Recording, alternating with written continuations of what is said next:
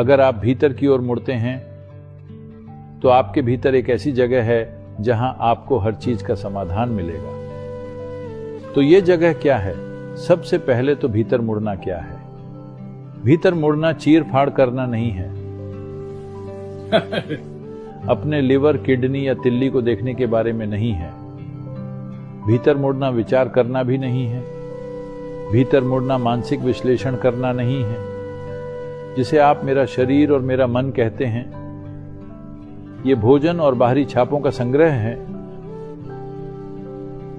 तो शरीर और मन ये दोनों बाहरी हैं। भीतर मुड़ने का मतलब इन दो संग्रहों से परे जाना है। खैर, अगर हमें इसे कोई नाम देना हो तो इसे चित्त कह सकते हैं, या अंग्रेजी में ये बहुत ही गलत समझा और गलत इस्तेमाल किया गया शब्द है कॉन्शियसनेस।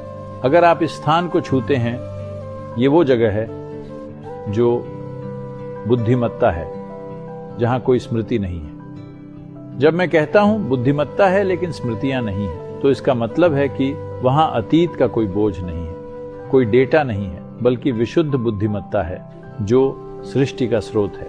अगर आप वहां पहुंच जाएं, फिर ऐसा नहीं होगा कि आपकी समस्याएं एक एक करके हल होंगी, बल्कि सारी समस्याएं पूरी तरह से विलीन हो जाएंगी। क्योंकि अधिकतर समस्याएं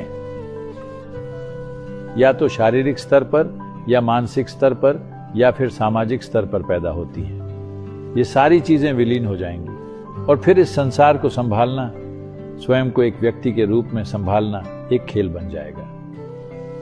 हर इंसान को ये करना चाहिए। यही योग का अर्थ है और यही क्रिया का तरीका है कि आप भीतर मुड़ें, कृपया भीतर मुड़ें और यहां जीने के आनंद को जानें। जीवन को समस्या के रूप में नहीं, बल्कि एक खेल की तरह जिएं, जिसे आप पूरी तरह से खेलें, पूरी तरह से शामिल, लेकिन उलझे बिना।